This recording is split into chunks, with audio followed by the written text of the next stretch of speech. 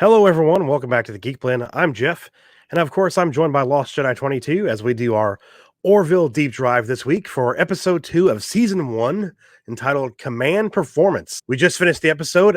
What is your first, overall thoughts on the episode after it was over? First thoughts is the comedy didn't land very well for me in this episode, not like the first one. Some of the jokes were okay. A lot of them I was more or less groaning. Didn't get into this episode nearly as much. I will agree with that. Yeah, a lot of the jokes, especially the intro jokes, didn't land. The stuff with the parents kind of was like, eh. But overall, the episode felt to me like it wasn't going forward the way we should go after a first episode of a show. It was very middle of the road for me. I mean, after how well the first episode was, in my opinion, this was going backwards, not forward. Does that make sense? Yeah, it felt like a mid-season episode. To go into like a lot of this story, it's about Lieutenant Alara's taking command of the ship and her struggles being the first time in command. So like that would work if we got a little bit more time with the regular command structure with the captain and his first officer and got a little bit more of a sense of how the crew work together before we kind of go off on this branch and do an episode that's centric to one particular character. Yeah, because we didn't get a lot of character development from a lot of other characters besides the main two characters and Alora.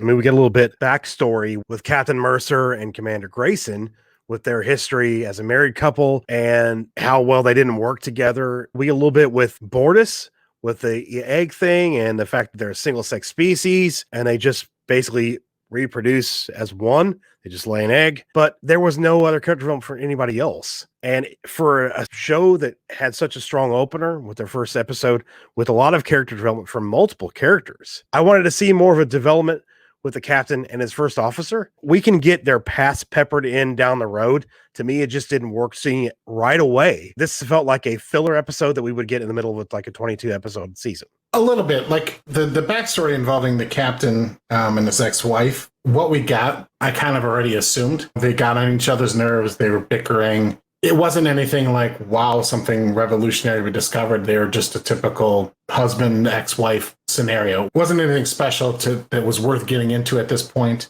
The other character, I mean, we got a little bit of the doctor, which was good. I kind of like that she was kind of the advice giver. Reminded me a little bit of kind of like a Bones in that respect. So she was kind of helping coach Alara and help her get kind of used to being in command and dealing with the struggles of being in command and whether or not the crew liked her. And so I like a little bit of what we got. The doctor didn't really find out much about her character, though. But I don't want character dives this early into a series. You need to get them on a few more missions before you start sprinkling those kind of things. In the Next Generation, we didn't start really getting into those kind of stories till deep into the show, where we had things like Data's Day and where we really kind of focus on one particular character throughout the entire episode. And this one really was about Lieutenant Alara. The whole kidnapping the captain and his commander thing was a vehicle to put the story focus on her, but it was the B plot of the episode. Yeah, it was just a way to get them out of the way for us to see her grow as a leader. I did like what you said with the doctor being given a little bit more to do, but I'm not saying I wanted to see like a full on character development in this episode, but like you said, with the two leads, with the captain and commander, the first officer, we already knew that's what their past was. We didn't have to see it because we could already guess because it's exactly what we saw in the first episode with them bickering back and forth. It was the same thing. So that wasn't a revelation, like you were saying. It was just something that we're like, okay, I know this is what happened. We get that. And at first they tease you like, oh, are they going to maybe get back together? Or are they going to have feelings for each other when they first kind of put them in there, what they think is their old apartment? And they think they maybe have time traveled, that they're actually in a zoo. This felt like something they should have done a little bit farther down the road, the stuff about their marriage, because we kind of already knew that they bickered a lot. So we really didn't need to see this right now. Right. It just kind of felt like this was an out of place episode as far as like what I was expecting. I still I was entertained by the episode. I don't want to be like, the show. Oh yeah. I still like the show. I'm still looking forward to seeing the next episode. This one was a little bit of a disappointment. The comedy in particular was the most egregious part for me. Yeah. The opening thing with the egg was really kind of hard to sit through because it was it was the same thing from the first episode where it was a joke that was repeated. One little tiny joke about the egg thing, you can move on instead of making like 3 jokes about it. And then the end line where he says, now I'm hungry for eggs. It's like, okay, just stop at this point. Exactly. It just didn't work at all. It felt really flat.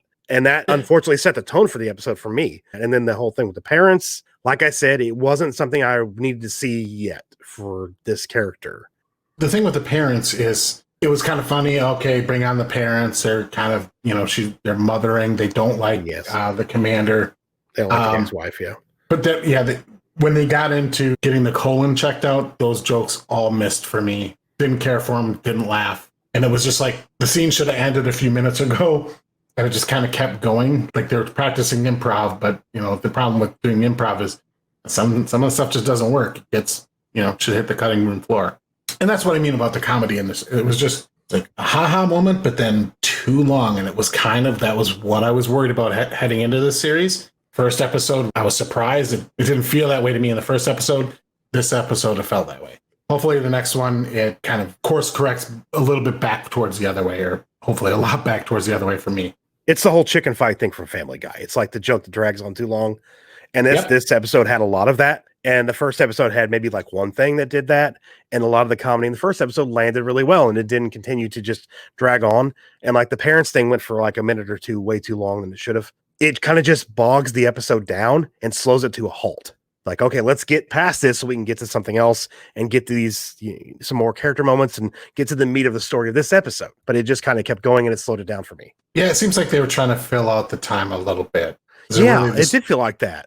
And, okay, we'll extend this joke a little bit because we have an extra 2 minutes before the episode's supposed to end and can't include more commercials. It just it felt a little bit like that. There were good moments in it. I like, the zookeeper and Isaac's dialogue back and forth. I like that. I found that a little bit funny because they're both kind of, both species are arrogant and look at other species almost like pets. That worked for me. I like that part of it. Too many pop culture references, though. Way too many pop culture references. A couple of them would have worked. The one at the end of the episode with the reality TV, again, could have worked, but it was just a little bit too much. But like the Kermit the Frog reference, a lot of modern phrases and slang, it kind of took me out of the space adventure story. It didn't feel like it was taking place in the future. Kind of felt like we took everybody out of time and plugged them into the show. Too many modern references.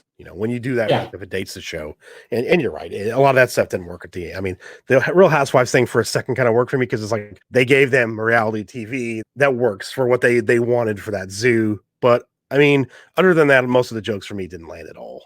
It would have worked so much better had they not had all the other pop culture references before that moment. I mean, they even referenced Star Wars. Yeah, it said Obi-Wan, yeah. Yeah.